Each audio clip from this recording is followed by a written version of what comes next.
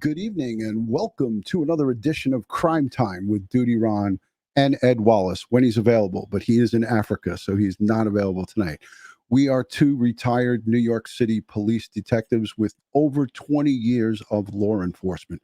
If you like all things true crime related from the police perspective, please hit the subscribe button, hit that notification bell, so you will get all things DutyRon and Ed Wallace when we go live and upload another video. Tonight, as promised, I have a special guest. Cassie Carli's sister, Ray, as we like to refer to her, Raeann, but I like to call her Ray because that's what all her friends call her.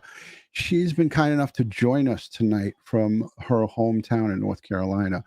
I want to just also, before we begin, say thank you to the Patreon supporters, the channel members, and you, the viewers, the replays, all the channel members that are chiming in, and the regular subscribers and moderators and everyone that makes this a great place. You are who we give thanks and praise. I tip my cap to you.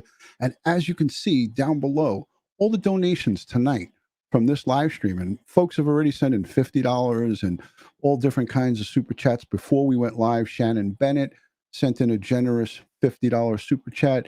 It'll all be going and paying it forward towards Saylor. That's Cassie Carli's daughter, 4 years old. She's going to be 5 soon. Heck, this family's been through the ringer since March 27th, and we're here to support them. Ray reached out to me, and we've been speaking back and forth. It's almost like we're in constant communication, but we're not communicating daily, but we're in constant communication with each other. We don't really let a long time go by without saying hi. And we both agreed it was time to come on and talk a little bit about her sister. So without further ado, I'm going to bring on Ray.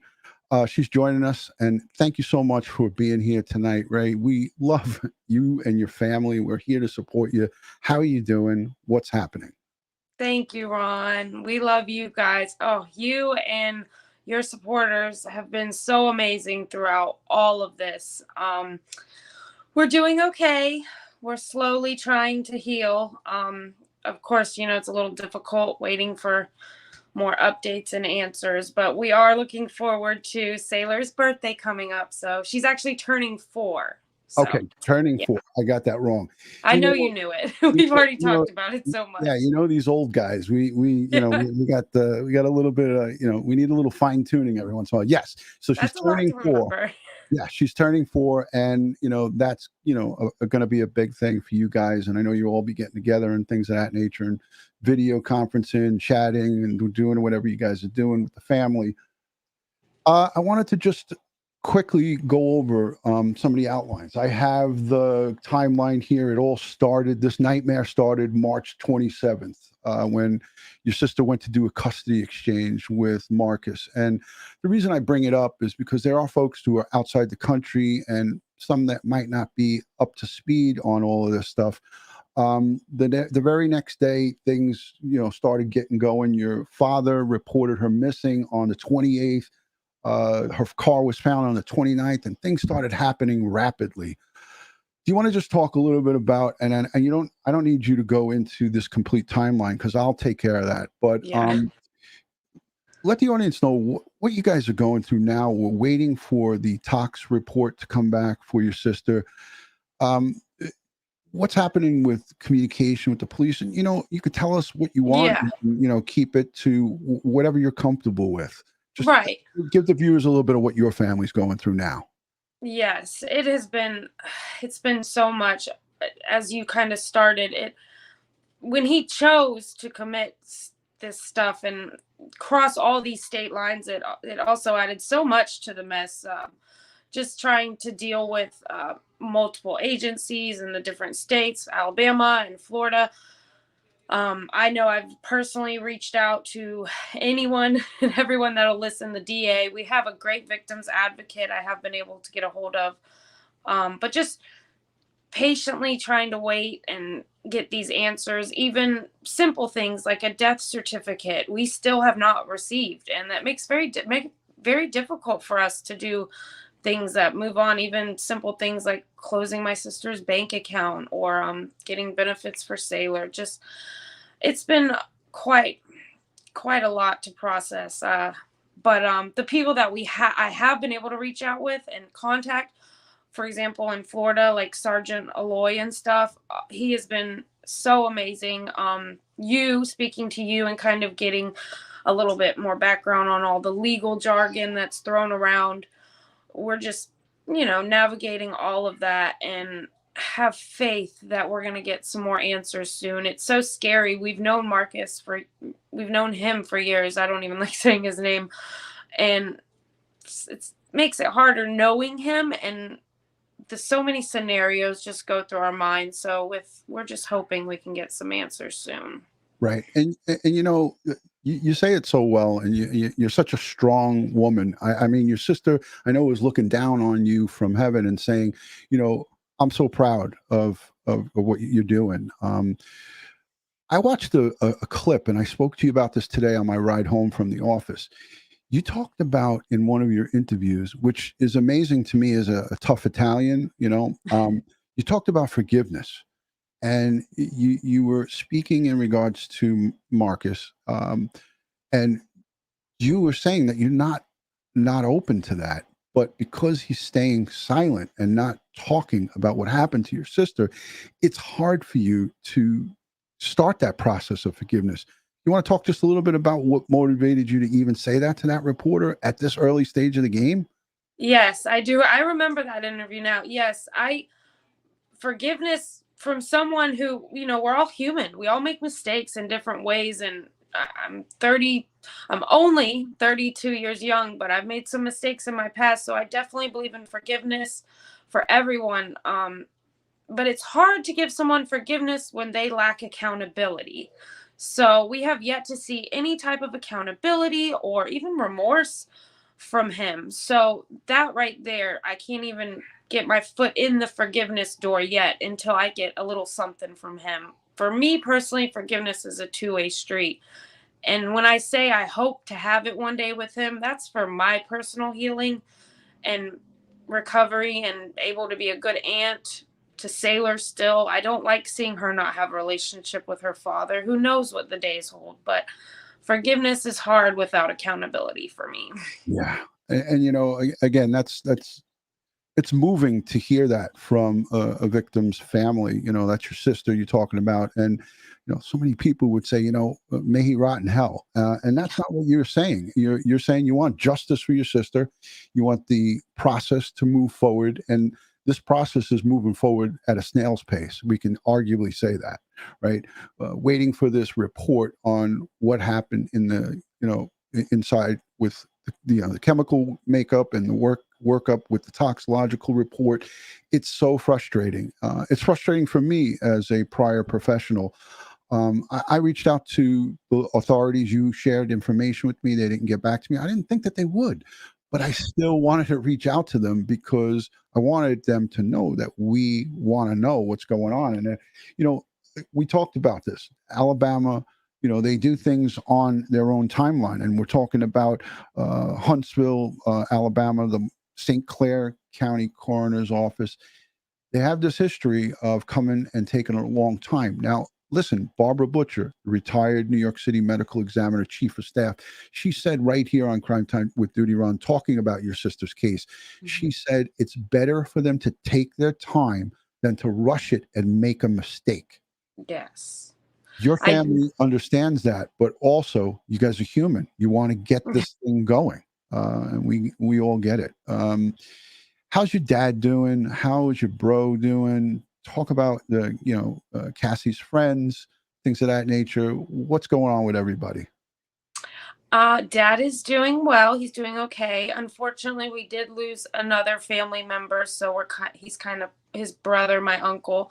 But we're gonna go visit them soon, and he's getting his time with Saylor and plenty of hugs.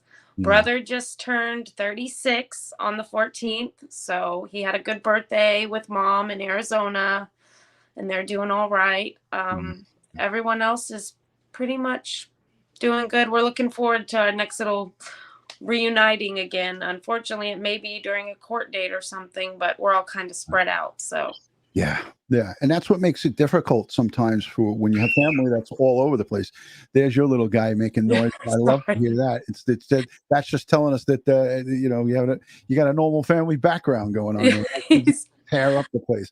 I wanted to play for the folks who maybe forgot about the help that you got. You had so many people come out for the searching. Remember, we had Rocky Pastorino from the Naomi Irons case. Gabby Petito's mom. You reached out to Nicole and a couple of other folks. I wanted to play this this clip. This was Olivia Iverson. She covered this from the beach, and there was a gentleman and his wife that came down with a boat and things of that nature, and they helped search for your sister. This is before Cassie was found, before we had any knowledge of what really transpired. It was just a big mystery at that time. So I'm going to play this for the folks, if you don't mind, and then we'll be right back to you, and we'll take some questions.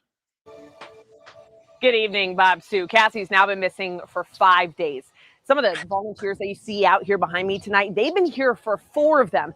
Escambia Search and Rescue, a fully volunteer organization, joined those efforts today. They put a boat out here in the Santa Rosa Sound, but told me this afternoon they didn't find anything. Cassie's family hopes that ESAR in their efforts today is just get another tool in their efforts to find Cassie and bring her home. The only reason we're here is because we want to help. Escambia Search and Rescue volunteers joined the search for Cassie Carli Friday. Assistant Director Obi Pettit tells me family asked for their help, not the Santa Rosa County Sheriff's Office. The more help you have, the better off you are. It just needs to be organized. Their sonar equipment allows them to spot suspicious objects in the water all around the boat. Cassie was last seen in this parking lot Sunday. But according to Cassie's family, it's possible she left the area in her ex's car. Even if you have a good last known position, if the person gets in a car, that cuts off the scent trail and you don't know where to go. If they got in a car right here, right now and drove off, that's where the dogs would stop. Pettit says that's where law enforcement tactics come in. Thursday, the sheriff's office revealed Cassie left her purse in her car, and that detectives aren't aware of any phone or credit card activity since. We're going to go help bring her home wherever she may be. Cassie's sister, Raeann, also joined in the search efforts Friday. I got to just stop it right here because every time I see Ray on TV and talk about her sister, I just feel so proud of what she's done and what she continues to do in the name of her sister. So I just had to stop it there, just give my little commentary on this. I'm sure everyone in the chat agrees how proud we are of Ray and all the great work that her and her family did. This week, Raeann says she's messaged Gabby Petito's mom, Nicole. Investigators found the 22-year-old's body in Wyoming 8 days after family in Florida reported her missing. It's so nice to have that comfort in someone who's been there. On day 5 of her disappearance, their family and these volunteers remain dedicated to bringing Cassie home. We know we have all bases covered. We are not going to let any area go without being searched. Thank you, Sue. That was a great little report, and I wanted to play that for a couple of different reasons, but mainly to show how much support you guys were getting, and people were showing up from all over the country. Do you want to talk about a little bit of how overwhelming that was to get them all together, and you had those tents there, and people, just talk to the audience a little bit about that experience and what you witnessed. It was so humbling and amazing. The community, everyone that came out, I mean, we wouldn't even know where to begin without the community, Sam Graves especially, even down to the food train they had going for my father and Saylor and I. A month worth of dinners my family did not have to worry about. It truly just humbling how much the community came out. I mean, we already loved Navarre, but we just fell in love with everyone even more. Forever grateful. How beautiful is that to have help from your community and from people outside of your community? Yes. I think everybody wanted to throw the kitchen sink at finding your sister and helping you guys get some closure or find out what happened. I don't think we would have found my sister as quickly as we did if we did not have the search party and everyone involved and the media's attention. I'm telling you, I know law enforcement is to credit, but the community as well. I mean, just thank you guys so much. Yeah. And Ray, I'll tell you this, coming from me, I know law enforcement really relies on the help of the public. You know, Right. we do a lot of forensics and a lot of electronic stuff, and we do a lot of secret stuff behind the scenes. Yeah. But at the end of the day, we are reliant on that partnership with the community and the folks. And that's why on all of these missing person cases, you know, we're talking about Dylan Rounds now, that young boy, 19 years old from Lucin, Utah, who's been missing, you know, since Memorial Day. And we are relying on people to see something, say something, and step up. I have to play this 2-minute and 28-second forgiveness video because Okay. I know I'm scatterbraining and going all over the place here, but I want the people to understand and hear what you and I just spoke about on the previous segment. And this is Ray talking about forgiveness after her sister's body was recovered. And then we're going to play the sheriff because I want to talk about Bob. You know, Bob's great. Sheriff Bob is a badass. And Yes. you know, maybe I should bleep it. It's a family show. He's a bad but, yes, yeah, he is. he pulls, you know, he pulls no punches. He's straightforward, just like all of my fellow brothers and sisters in law enforcement in the great state of Florida. They just kick ass. You know, Grady Judd, I could just go down the list. So these sheriffs don't play. But let's play the forgiveness video here for the folks in the back and everybody paying attention. Here's Cassie's sister talking about forgiveness. First at the half hour, Marcus Spanavello is back in Florida tonight after being extradited from Tennessee. He's the main suspect in the death of his ex-girlfriend, Cassie Carli. Fox 10 News' Shelby Meyer is in studio with us right now to update this case. And Shelby, you talk with Carli's sister. What's her reaction to this news? Well, Byron niece Raeann Carli says she's glad Spanavello is behind bars in Florida. Now she just wants him to start talking. Tonight, Marcus Spanavello with a new look, sporting a bit more facial hair and a smirk in his most recent mugshot in the Santa Rosa County Jail. Spanavello has been spending time in Tennessee on charges of tampering with evidence and giving false information to investigators about the death of Cassie Carli. Carli was his ex-girlfriend and the mother of his 4-year-old daughter, Saylor. Carli was found in a shallow grave at an abandoned barn outside of Birmingham. Now back in Florida, Spanavello is being held on a $20,000 bond with special conditions that if he does post bail, he has to wear a GPS monitor, can't contact Carli's family, and can't leave the Florida Panhandle. He's also got a hold for a warrant out of Alabama, although it's unclear the charge. I am fully confident that it will be enough until we get the full murder charge to keep him behind bars. The assistant state attorney on this case says they're waiting on Carli's autopsy results before upgrading or adding any charges. Tonight, Raeann says Carli's daughter, Saylor, is home. She is safe. She is at home, her home that she knows of.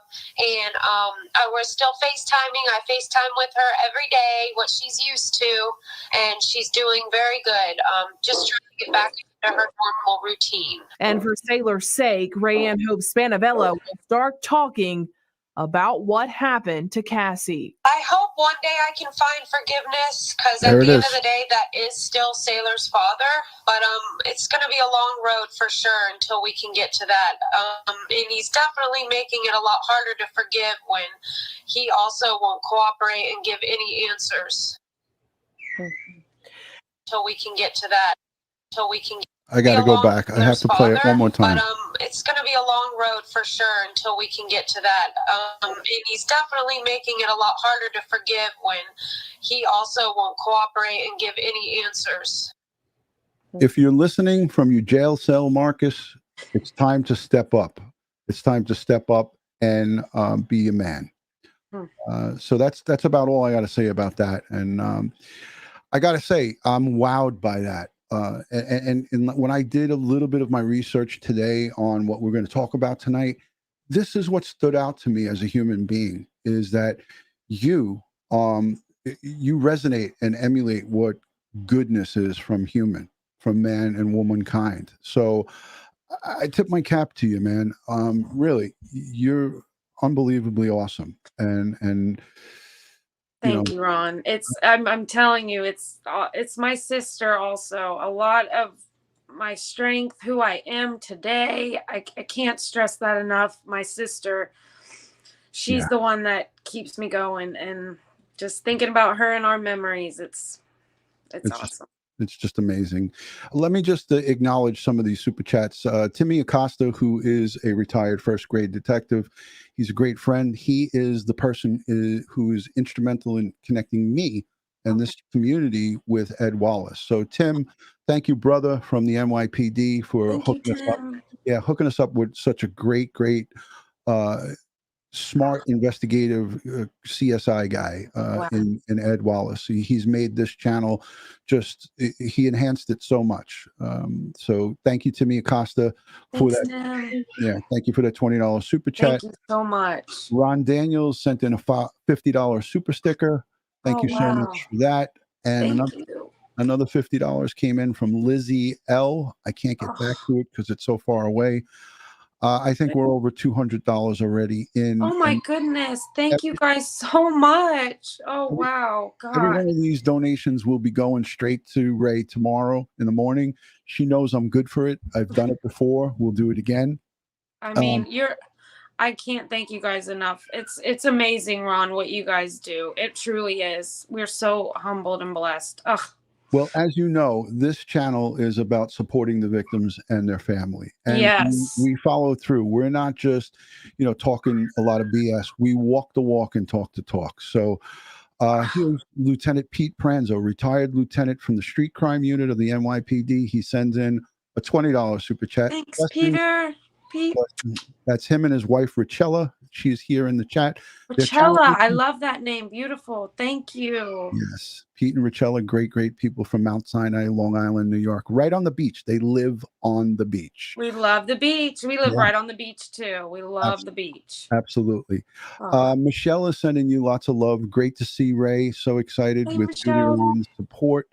Hey, listen, Thank you. Diane B is my neighbor across the street. She's sending you love, as always. Princess Michelle from Arizona, sending love to the family. Back in the blue. Thank you for back in the blue. Thank you.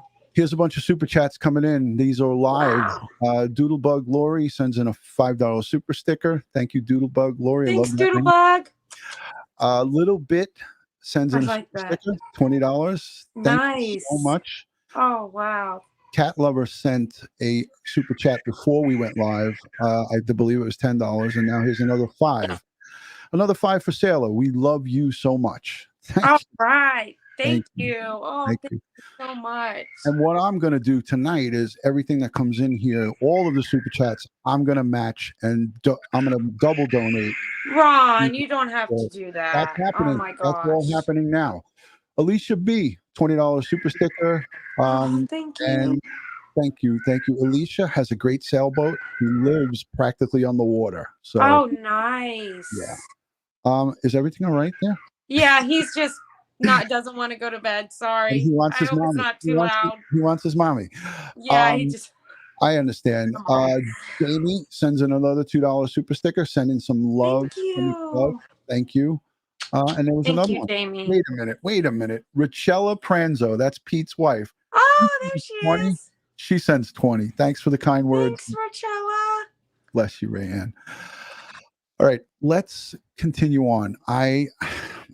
And if you mind this, I won't do it. But I want to play the presser of Sheriff Bob. Oh no, I'm fine. Because I think, and this will give you time to, if you have to attend to your son or if you want to go, whatever. This is about 13 minutes, but I'm going to play probably half of it. So it'll be about 6 or 7 minutes. So the super chats are coming. They're still coming in. I mean, if you see the screen lighting up, I don't know if you can still see it. The super stickers here from Marzi1. She sends in a $9 super sticker with no message. Teresa B, $20. Thank you for that. Thank you. All right, let's play this presser from the sheriff. I'm going to cue it up. And this is after Cassie, Ray's sister, was found. He gives a full overview of all the authorities and all of the law enforcement who are instrumental in this apprehension. They go into Tennessee Bureau of Investigation, all of the different agencies. So I'm going to play this now for you guys. And if you need to jump off and take care of motherly business, Okay. Jeffrey Crowley sends in a $2 super sticker. Thank you, Jeffrey. And also KK. I love that. Hey, KK. Oh, thanks, KK. I will. Look at that. She says, "We love you, Ray. Give Saylor a huge hug for us. And when you come back, can we talk a little bit about Saylor?" Yes, I would love to, and share some pictures. I would love to. All right. Beautiful. All right. Yay. Let's do this. Let's rock and roll. And All right. I'm going to put it on the screen and I'll remove you and you can go I'll do be your right business. back. All right. Here we go, guys. So this is the sheriff. I'm going to mute you so you can talk freely. All right. She's muted. She's doing her thing. This is the sheriff, Bob. I had his name written down here, and why don't I have it in front of me? Where did it go? Anyways, Sheriff Bob, that's how I'm going to refer to him. He's a badass, and he gives it to you straightforward. This is the recovery of Cassie Carli in a shallow grave, unfortunately, in Alabama. Let's hear what he has to say. All right. Thank you all for coming out. Thank you, Jamie, for the We have super had sticker. a development in the missing person case in Navarre. First off, I'm joined by Mark Alderman from the State Attorney's Office. So Cassie Carli, who's been missing now for about a week, we discovered her body while executing a search warrant in Alabama. It was in a barn in a shallow grave. So it's not the ending that we wanted, obviously, but we're hoping to provide a little closure for the family. And also, as you know, as we reported earlier, the suspect is currently in jail in Maury County, Tennessee, on charges of tampering with evidence and giving false info reference missing persons investigation. Our major crimes unit, I'm going to stop it here just to be respectful. It was his name is Sheriff Bob Johnson. So Sheriff Bob Johnson, I tip my cap to you, boss. What a great job in handling this. And he is going to tell us in no uncertain terms how confident they are in their investigation and in their prosecution going forward once all the parts are in place. tell you this, I've never been more proud of them. They've served multiple search warrants in multiple states, traveled over 1,500 miles in a week searching for evidence in reference to this crime. So I want to thank them, but I also want to thank FDLE, FBI, Fish and Wildlife, Tennessee Highway Patrol, Tennessee Bureau of Investigation, Alabama Investigation Division, St. Clair County SO, Alabama, Springville PD, Alabama, Walton County, Bay County, and Okaloosa County for their assistance. That tells you how far out this went. We're just proud that we've got this guy in custody. Obviously, more charges will be pending, depending on the autopsy, which will occur tomorrow morning. If you have any questions in reference to extradition or charges that will be pending on him, I'll defer to the state attorney. So do you have questions? Yes. Do you guys know how she was killed? No. The autopsy will reveal that tomorrow, hopefully.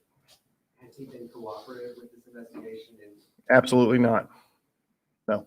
What was the tip or what was the information that led you guys to this place in Alabama? Are you guys revealing where she was found exactly? Or? No, and we're not revealing how we found that location either right now. So you got to remember it's an ongoing investigation. So we can just tell you that we had information that led us to that place. We got a search warrant and we discovered the body.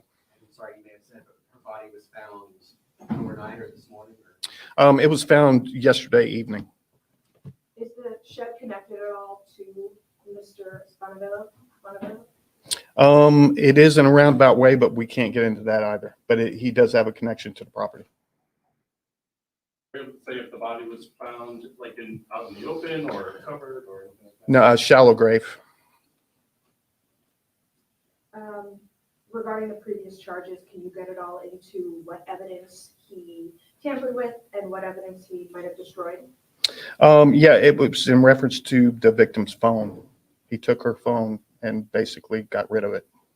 So. Were you guys able to ever locate the phone? Yes. Yes. Okay. Where? We're not going to go into that one. And how did he lie to investigators? What did he lie about? He lied a couple of times actually in different scenarios, but What was the exact thing? We just uncovered clear and convincing evidence that the information he gave us was materially false. Yeah. That we were able to confirm. How did police encounter him yesterday? Was this during a traffic stop or?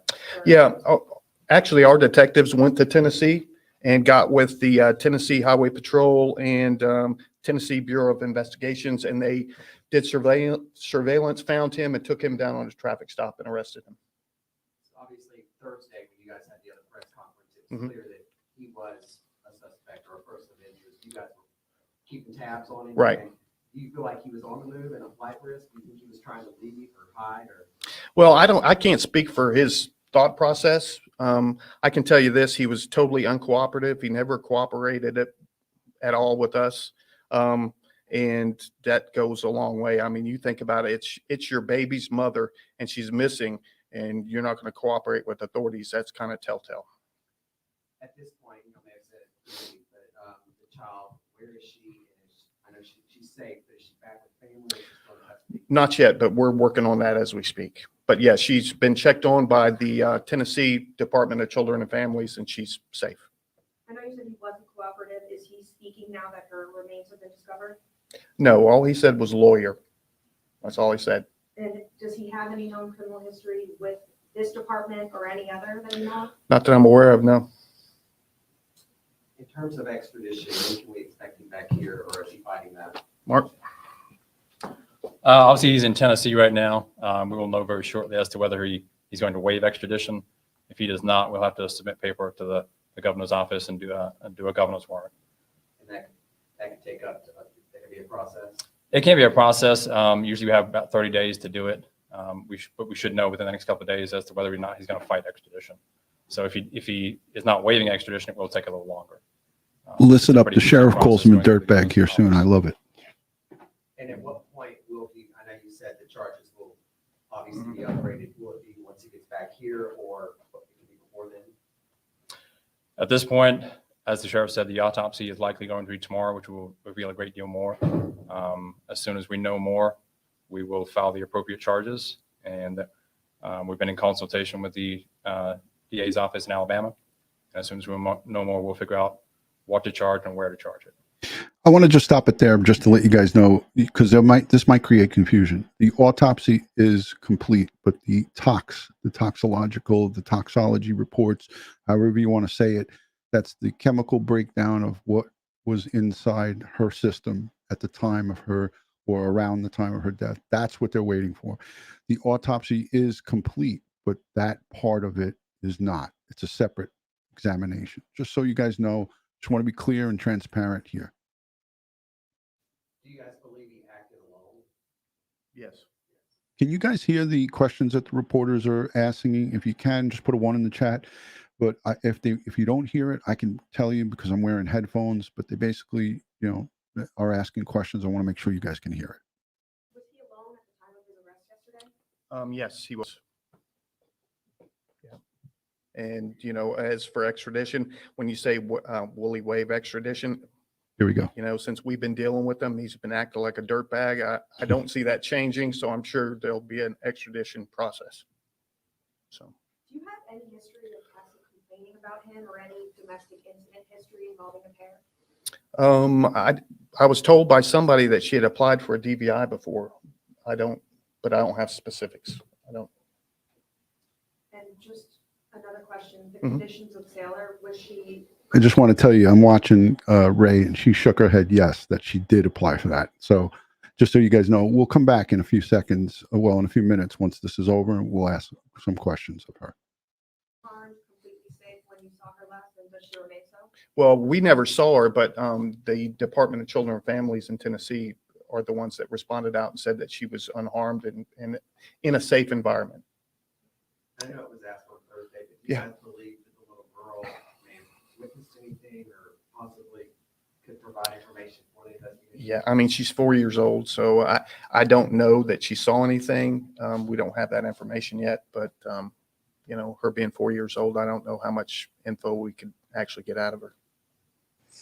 Did someone from your sheriff's department notify the family, and if so, how did that go? Yeah, in person, I did it this morning.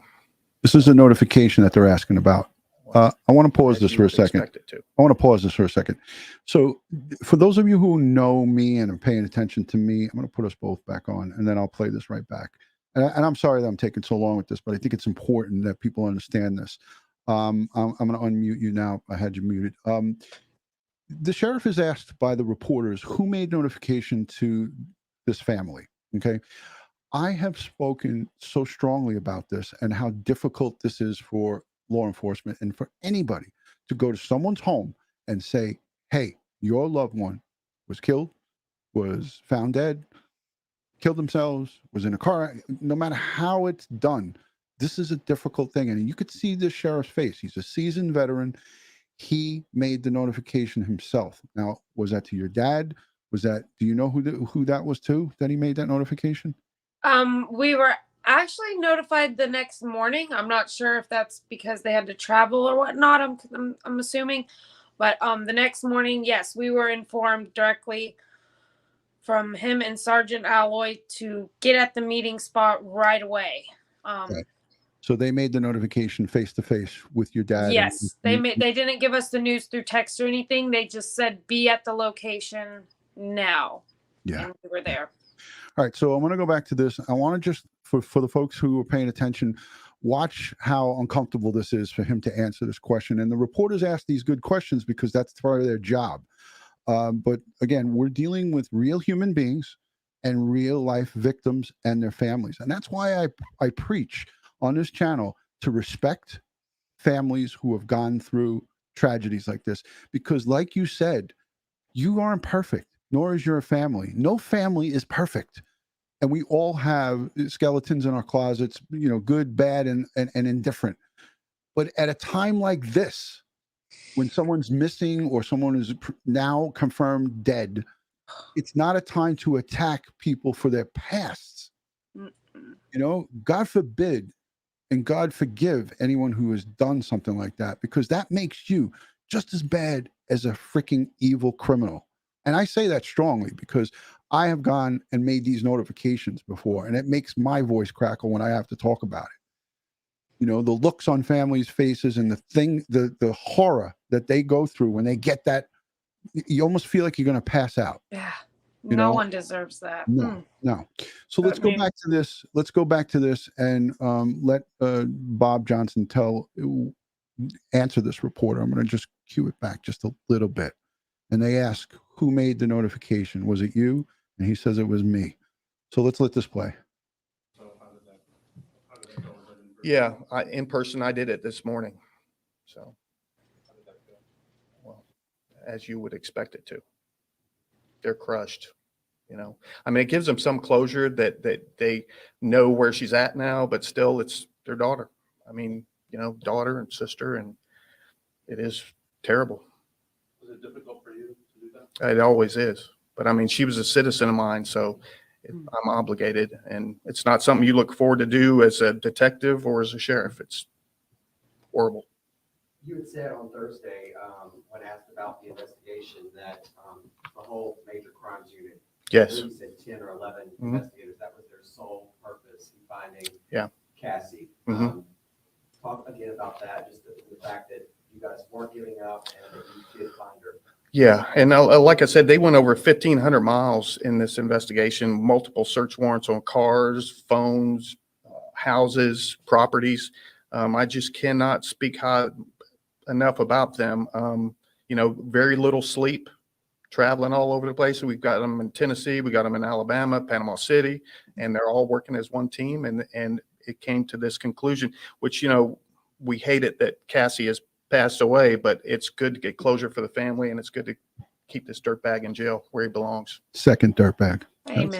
About in Alabama, are all these agencies still going to be with the investigation, or is it kind of just going to be? Well, yeah, they're still helping us, and they've been a great help. Like, you know, up in Tennessee where the truck is, they're taking care of forensics up there, and they're helping us with that. And of course, and I want to say the TBI has one of the best forensics labs. They do a fantastic job.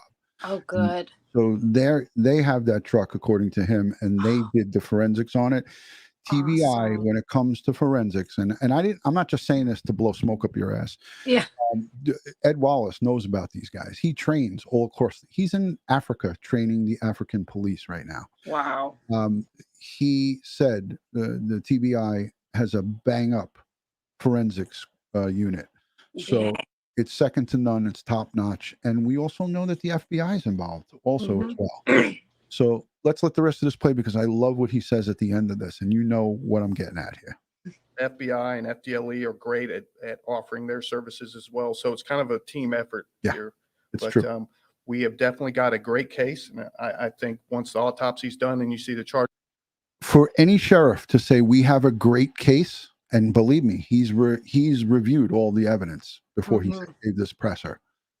For that to be said, it gives me extreme confidence that they have a solid case.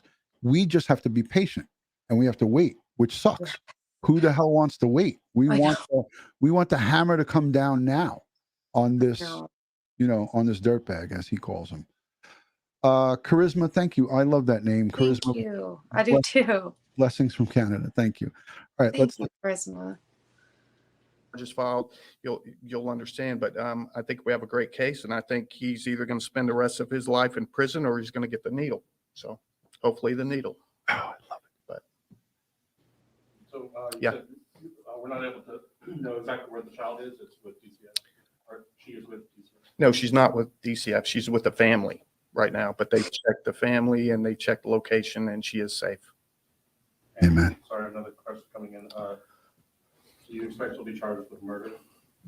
Well, I'm not going to speak for the state attorney. They're the only ones that can charge somebody with murder. But after looking at what I've seen evidence-wise, I think it's, definitely. Definitely.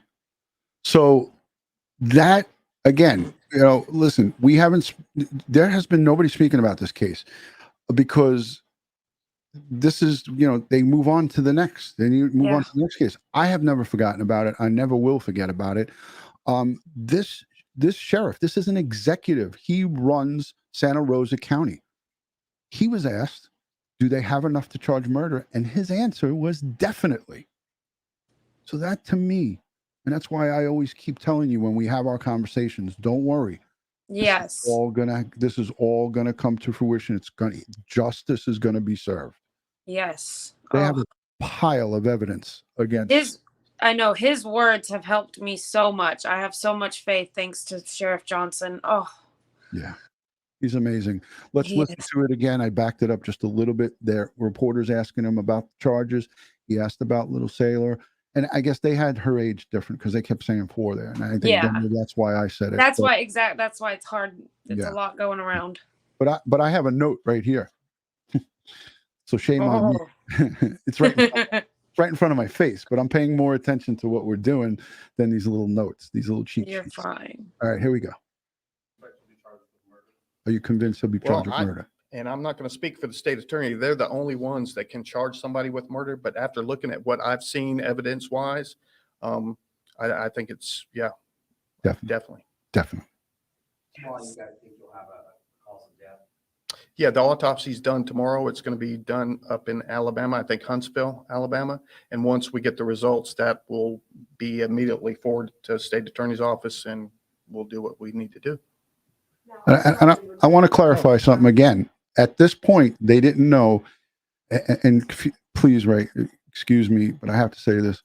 Oh. They didn't know if Cassie, your sister, was beaten, strangled. Right. At this point, they knew nothing other than that she was recovered, right? Yes. They recovered yes. her. And their exact words when they told us were, we identified her by y'all's tattoo, by the foot tattoo. Right, the markings. Yep. So we were still so unsure, and so it definitely, like you said, brought us some major closure to find some things out.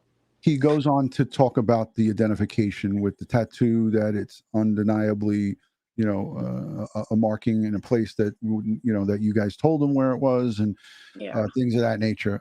And then obviously through the autopsy process, DNA You know, he probably asked for a hairbrush or toothbrush or something, some type of personal effect from you guys. That's how it goes, at least here in the Northeast, to get a definitive.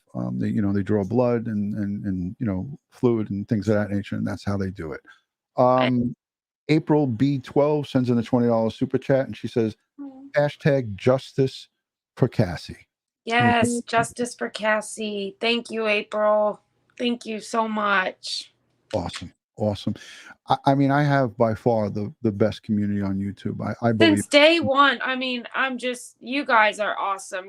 And you're the only one, Ron, that I will really like talk to or do lives with or anything. I just trust you with so much, our entire family. Yeah. I can't stress that enough. You guys have been amazing. Oh. Thank you. And it's me. It's not just me. It's the community. It's everybody here.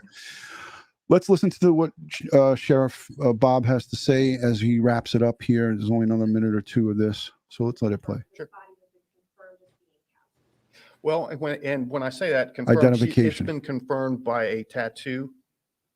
Okay, so it's not like dental records or fingerprints or anything, but it's a very, very, you know, it's a tattoo in a place that normally you don't have a tattoo, and the type of tattoo has led us to believe that this is definitely her.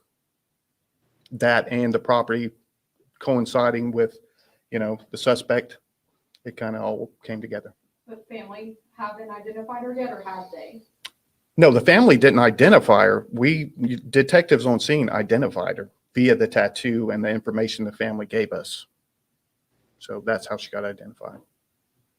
It's a pretty unusual situation, it being them doing the custody exchange in a public place. Do you have any recommendations for other family members to do the same, or just go to a different location? I thought this was important. I thought this was important. This had nothing to do with obviously your sister, but one of the reporters had the wherewithal to ask the sheriff how people, and this is where the Cassie Carli Foundation comes into play here, because you want to advocate for other people in similar situations, right?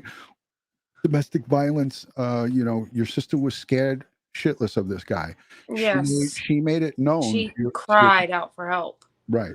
She told you, your brother, if something happens to me, it's him, right? Yes. Her best friends. I mean, we're on alert. And I know there's many other women out there that are just like Cassie and so amazing and don't deserve to be put in these manipulative situations.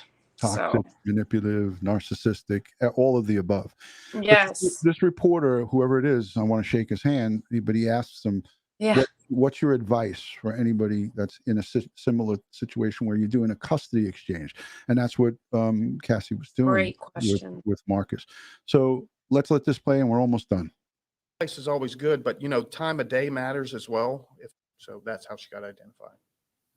I'll back that up. Pretty unusual situation, it being them doing the custody exchange in a public place. Do you have any recommendations for other family members to do the same, or just go to a different location? Yeah, well, no, public place is always good, but you know, time of day matters as well. If it's dark, if they're parked in a secluded part of a parking lot or something. And when I say do your exchange in public, I'm thinking, you know, 4 o'clock in the afternoon at a Walmart parking lot, broad daylight, that kind of thing. That's what we mean when we say in public. So it's just, if you have to exchange kids, I would say broad daylight, big parking lot, lots of people, that's public. Yes. You said on Thursday that you guys were looking over surveillance videos. Some of it was good, some of it was bad, dark, whatever. What has that been able to produce for the investigation? Are you guys still calling over that? Or?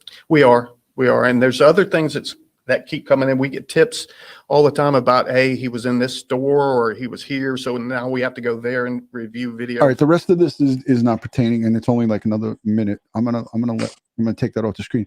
This was a great press conference, and I know that you probably you don't look at this on a regular basis. I thought it was important that we go over this because there were so many things for me that jumped out as a professional law enforcement of what the sheriff said in no uncertain terms. He didn't say, well, maybe we got enough. He said, definitely.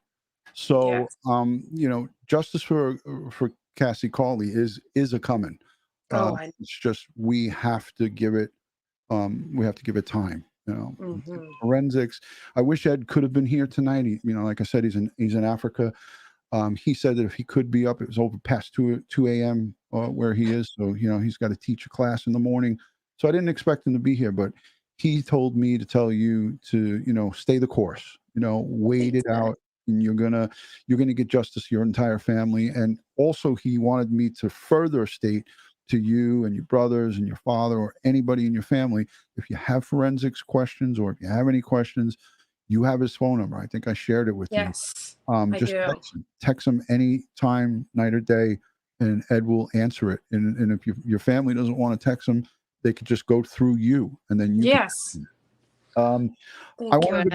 I wanted to go over this timeline a little bit because I promised a timeline to everybody. So if you don't mind, I'm gonna read it, and the super chats keep coming in. Annie one. I know. Thank you guys. Annie 123. You can call him out if you see him. Sends in a $5 super chat. A little picture. Annie, thank you. Picture of a gorgeous baby. I there. know. Look at that cutie pie. Oh my Yeah. goodness. So March 27th, Cassie Carli was last seen March 27th in the parking lot of, is it Juan's Pagodas? Juana's Pagodas, picking up her daughter Saylor on a custody exchange. The 28th, your dad reports her missing because that's Monday. And then the 29th, they found her car in a parking lot. Her purse was left in the car. That was alarming to the investigators and obviously to the family. Saylor was found on the 30th. This is happening like you guys your heads must have been spinning.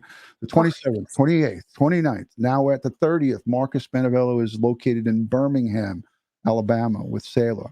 And this was confusing to me as an investigator because they didn't remove her from his custody, right? And you guys were all freaking out like, wait a minute, this psycho has everything to do with what happened to my sister. And Yeah, so many mixed feelings. Like we know she's safe now, but she's still with him, and it's Right. And forgive me, I'm looking. I have like a setup of monitors right in front of me. You're good.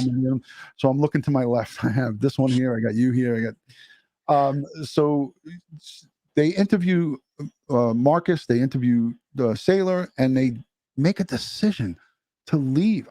Man, that freaked me out when I heard that she was left with him. But March 31st, the FBI starts working the case, and a $3,000 reward was offered. March 31st. Who put up that reward? Was that by the FBI? Of Crime Stoppers. I'm still not exactly sure who called Crime Stoppers, but so grateful. I know it rose all the way up to 8,000.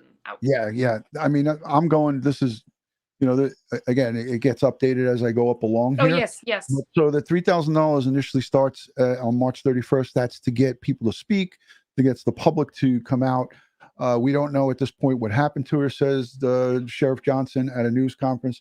We don't have any evidence specifically pointing to a homicide or abduction of any of those, but we just know the way she's gone missing concerns us greatly. And that's from the great Sheriff Bob Johnson. April 2nd, I played that video. Everybody was out already searching. April 1st and April 2nd. Spanavello is arrested on 3 charges relating to the investigation.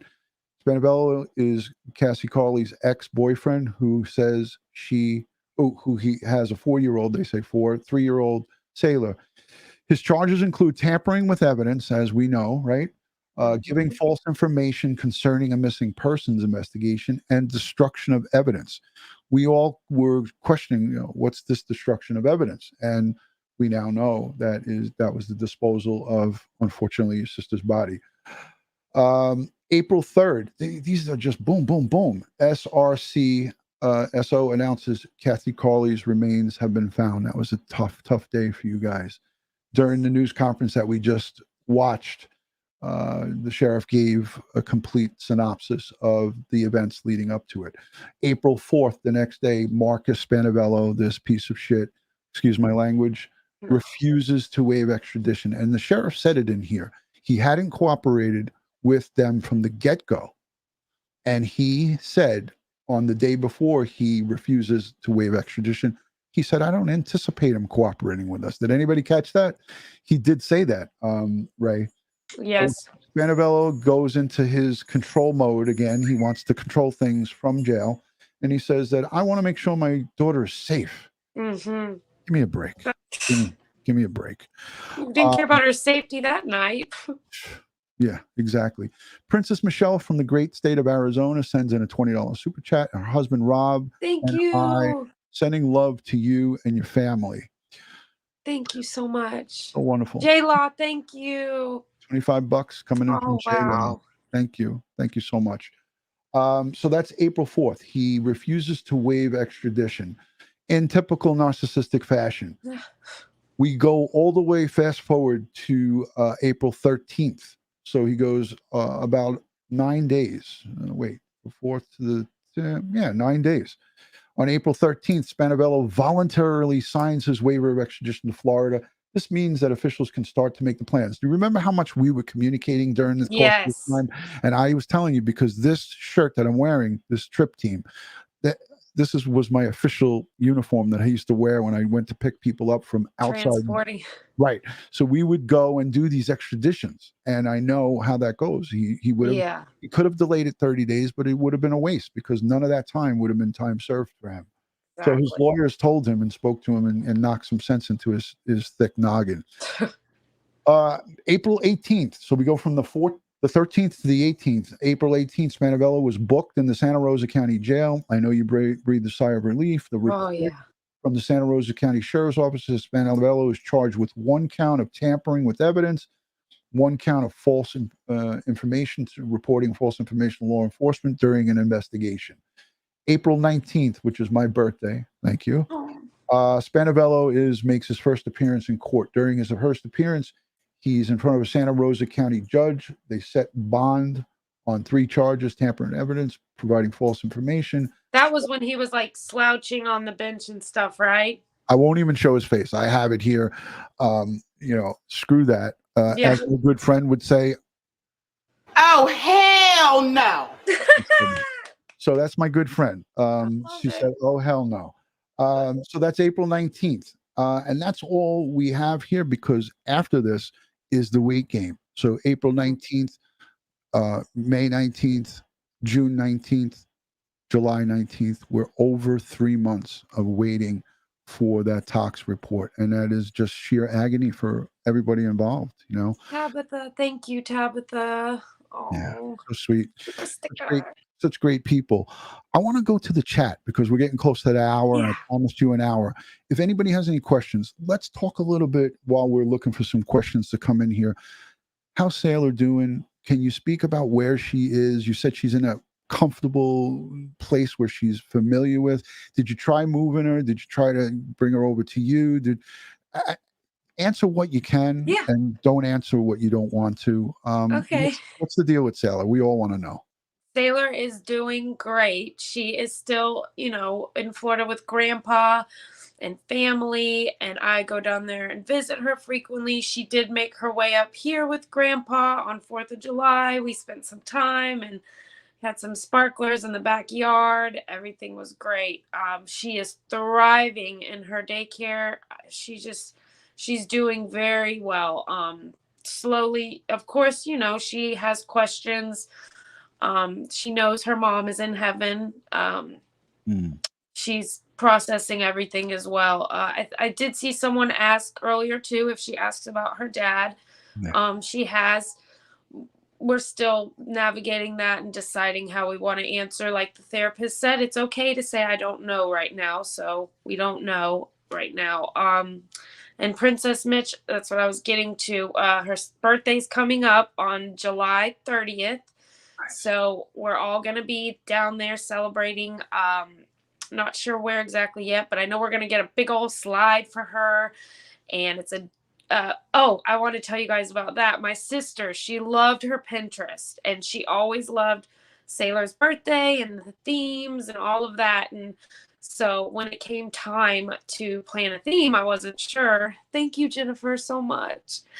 I looked on my sister's Pinterest, and sure enough, she had saved some themes for her upcoming birthday. So we decided to do a donut theme for her birthday. Since my sister, it gives me chills. Oh my She gosh. had it, and she had just pinned it about a couple weeks before. It said 4 months because my wife and I remember, you know, we were talking tonight about this, and I asked you about your sister's Pinterest, and I was like, I have an account, but I don't know how to log into it. I don't have the password. But my wife was like, oh, give me her thing. That's why I asked you to send me a screenshot. So my wife and I logged in over dinner, and she was passing me the phone. She's like, look at all these beautiful pins she's got on Pinterest. So my wife was like, should I follow her? And I was like, if you want to. So I love it. It shows it's another glimpse into Cassie, you know, and the person she was, down to the quotes that she pinned. Thank you, Ramona, so much. Thank you. Prayer's our biggest tool. Down to the quotes she saved or the recipes, you know, it's really nice. I enjoy going back on it and looking at stuff, even making a recipe or two, like, hey. Yeah. She's got so many pins. It was just like I was scrolling. I was like, "Is this normal?" She goes, "Look at mine." So it's it's just so many different. She had the beach stuff on there and all of the great stuff that she loves. And it's like you said, it's an inside look into your sister's, you know, how she thought and all the things that she loved. And she planned for her daughter's birthday coming up July 30th. Unbelievable. I love that we can still kind of incorporate her like that. It's awesome. RAS goes back over to Marcus, and he says, "Is he really much? Is he really as much of a Dr. Jekyll and Mr. Hyde as his picture seems to portray him?" I want to say yes, but I think he was getting so bad to the point he could barely even hide it anymore or even put on the act. The act was even becoming too much for him.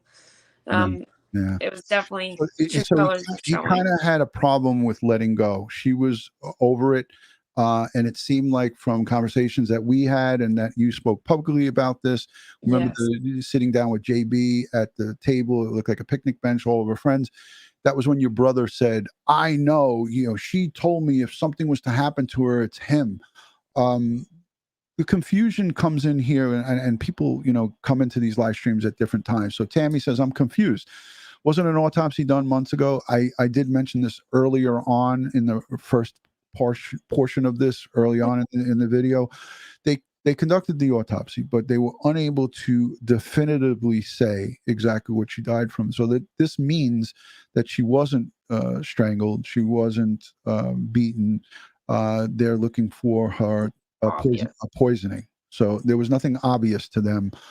If there was, they would have put that out, and then they would have done this tox as well to see if there was a combination of the two. So for me, this gives a little bit, you know, and if there's any way to get some kind of relief, it would make me breathe a sigh of relief saying, well, you know, maybe it wasn't a violent event. He did something quick and she was, you know. Definitely gave us some relief for sure, especially with his, once again, unpredictability. I mean, definitely. And I asked repeatedly, so I have had that confirmed multiple times that everything was, you know. And Ray, I apologize for bringing these sensitive things up, but people want to know. And I think to keep this, your sister's story out and alive, people want to know about this stuff, you know, and I think we're covering a lot of ground here and it's really good. Oh, no, I mean, as a family, we discuss all of this as well. So it's quite all right. Yeah. Unsolved Mysteries, who has a great YouTube channel just starting up. He says, DutyRon, I just want to say thank you. You're great. I used some of his content the other night. He did a coverage on Dylan Rounds and Aiden Kuhn, and he put together a production that was just like, I was wowed by it. I was like, I gotta check him out. Yeah. So Unsolved Mysteries, guys, everybody go over and check out his channel. He's just starting up, and he's a talented either man or woman. I don't know if it's guy or girl, but it's not easy to do what y'all do. Oh my goodness. Props to you and Unsolved. Wow. Yeah, great stuff. Unsolved Mysteries. Thank you for being here and in the chat. And all the super chats are being paid forward to Ray, to Cassie Carli's sister. We're going to be, she's going to, and I told her, use it as she sees fit, whether it's for little Saylor's birthday coming up, you know, anything that the family needs. This is our way of supporting the victims and their families. So, thank you guys for everybody being so generous. You have any maybe parting final words that you might want to address to social media, to the online community, anything about your sister's case that, misinformation, anything you might want to clear up, anything that you want to talk about, Yeah. I just, once again, I do want to remind anyone that, may feel that they relate to my sister's story. If you are currently struggling or in a domestic violence situation, please, I know my sister reached out as well, but please don't get discouraged. Continue to reach out to your closest friends. If you need resources or help, I will personally help you find those. And I want to make sure this doesn't happen to anyone else. And my sister, thanks to, like you, DutyRon, and everyone else keeping everyone engaged and all of the coverage, like you said, it is a lot, but I'm so grateful for it because my sister's story has been so loud and it has made such an impact in so many different ways. And the support we've received, I'll never forget for the rest of my life. I've met lifelong people. I just can't thank you guys enough. And Saylor, doing great. We're going to have an amazing birthday. We also do, I want to mention my sister. She was very into paddleboarding. I think I've mentioned it some, and she used to work at a place in Destin. It's called Wet, and they're going to be having some paddleboards come out as well. So if you guys follow me on any socials, we're going to have some paddleboards coming out in her honor, and good things are coming from this. It's hard to heal without much updates or news, and I know it gets difficult, but the good things definitely outweigh the bad, and the waiting game and help a lot. Your guys' never-ending support, I just can't thank you enough. It really does help this waiting game, and I have faith we're going to get answers soon. I know it. And I want everyone to know, I am linking in the description ways to support with the Cassie Carli Foundation, all of Ray's social media, whether she likes it or not. I'm linking all in the description. Her TikTok, which is awesome. I have TikTok. We're not friends on Facebook. I sent you a request, but you never. Oh, I have so many on there. I'm going to find you. Don't worry about it. That's not important. I'm just breaking your chops. I'll share your TikTok, your Instagram, and your Facebook. Share it all, please. You're good. Yeah. Do you have Twitter or no? You don't do Twitter? I don't do Twitter. That's one I don't do. No Twitter or Snapchat. Not for me. All right, great. So many really nice complimentary comments coming in. RAS says your engagement is appreciated, Ray. Thank you. Thank you, RAS. It helps me. It really does. Thank you. Yeah. Thank you, Teresa. Look at this. Michelle Herbert says, thank you. Your great speech for women in need. It's stuff, this brings me to one more thing. And I'm sorry I'm not trying to drag this thing out, but no. Alabama police wives held a prayer vigil for your sister. And I was blown away by this. And because of what you're just mentioning, it made me, my head, I said, I got to play this. So if you don't mind, could I? Oh, yes, please. Because this was such high impact. And Cassie Carli's death touched many hearts here in Alabama. Today, her life was celebrated. My goodness. They have been the town of Springville as well. Oh my gosh, so amazing. God, it's 2 minutes long. I promise everybody that's here in the chat, it's going to bring tears to your eyes because these are police wives who are praying for Raeann's sister. And, get that dirt bag off. Sorry about that. I just wanted to back it up. Here we go. Here in Alabama. Today, her touched many hearts here in Alabama. Today, her life was celebrated by a group of women in Springville, the exact place where her body was found. ABC 3340's Diamond Nunnally joins us live. Diamond, those women feeling called to pray tonight for everyone involved. Stoney, several police officers' wives in Springville got together to pray for Carli's family. One of the women we spoke with today says her death weighed heavily on their hearts. It was laid on all of our hearts to come out here and support her and her family and, just pray for them. Several police officers' wives got together at Big Springs Park in Springville Sunday to pray for Cassie Carli's family. Police discovered her body inside a shallow barn on Highway 11 last week. I think it's very shocking, you never think that something like that would make it to a small town in Springville. Investigators say Carli's ex-boyfriend, Marcus Spanavello, had ties to the property. She had been missing for a week before she was found and was last seen at Navarre Beach in Pensacola, Florida. Her family says she was there meeting Spanavello for a custody exchange of their 4-year-old daughter. He was arrested on 3 charges related to the case. I don't know what I would do if that was one of my children, but, I would certainly be grateful, that there are people out there wanting to, do something as a community and pray for them. Springville Police Chief Wayne Walton commended the 48 women who attended the prayer vigil. He says they've been tremendously helpful in supporting the department during this case. These wives are an essential part of our department. They come, eat dinner with their loved ones at our PD. So I'm proud of them. The woman stood around the flagpole in the park and said a quick prayer in Carli's honor. Prayer goes a long way, and that's certainly something that, I would, if that was one of my own, I would be internally grateful. What a beautiful piece. I mean, when I watched that, it brought tears to my eyes. Watching it again, it reinstills my faith in humanity. Yes. And that's what you and I talk about quite a bit.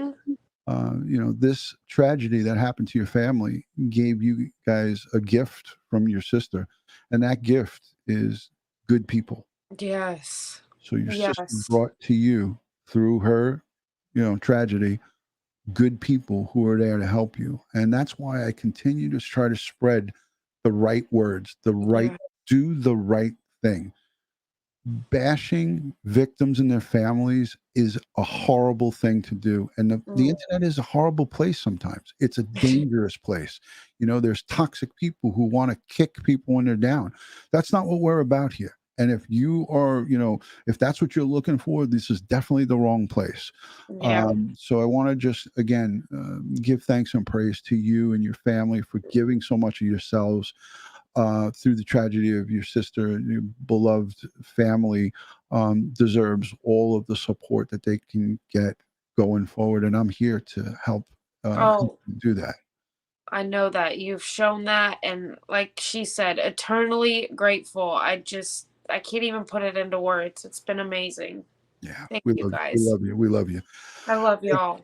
Guys, on behalf of Crime Time with DutyRon and Ray, the entire, Carli family from both sides and everybody in between, all of the friends and folks of Cassie, we're going to continue to talk about this case. Yeah, I'm going to be back. I'm coming back soon. When there is updates and when there's things to speak about, we will speak about it, but we're going to continue to get her story out there. And as soon as this information comes, and comes to the forefront, we're going to be first to speak about it. I told you today, since the early part of April, since mid-April, Ed and I have had a stream ready to go to talk about this, to explain the upgraded charges, and that day is coming. Oh yeah, day is coming. So again, as I always like to end these things, but before I go into that, I want to say thank you to everyone who's contributed. I'm gonna go full screen. You guys are unbelievable. It's going to take me a little time tomorrow to calculate this up. I am heading out with the missus for a birthday weekend celebration. We're going to Mystic, Connecticut. It's one of her favorite places here in the Northeast. So we're going to be at a nice little quaint bed and breakfast for the weekend. I'm going to celebrate her birthday. I will do a members only live and a public live. She gave me the approval. I'm bringing my camera and my gimbal and all that stuff. We're going to go live from Mystic Lake. Cool. Show you guys a nice sunset. And Mrs. DutyRon might make an appearance on Crime Time Ever. So it's going to be interesting. I'm looking forward to a very peaceful, nice weekend again with her, just her and I. And I'm really, really going to look forward to hanging out and just kicking back. Make some amazing memories. Yeah, we go every year. It's just the COVID, 2020. Oh yeah. And then last year in 2021, she was sick. She wasn't feeling good. No COVID, but she had a cold. She was not feeling good. So 2 years in a row, we were like, no Mystic, Connecticut. But this year we're going to do it, and we're going to rock and roll and have a good time. Yeah. Friends, thank you to the replay viewers, the moderators. You mods are the best. The mod squad here. Oh, thank you. Make sure everybody's on their best behavior. And anytime there's some type of trollish activity, which Trollish behavior.